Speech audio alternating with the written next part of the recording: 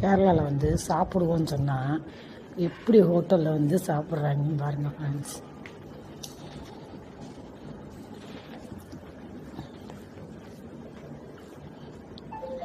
எப்படி ஹோட்டலில் வந்து எப்படி தோசை தின்னுக்கிட்டு இருக்கேன். இதுக்கெல்லாம் எனக்கு தோசையே வரல, அதனால் சுற்றிக்கிட்டு தெரியுது. எங்கே போனாலும் வராது.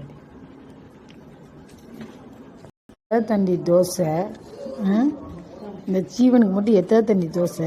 சட்னி வேணாம், வெறும் தோசை. ஆய் சொல்லிடு. கத்தி பரோட்டா, சிக்கன் குருமா,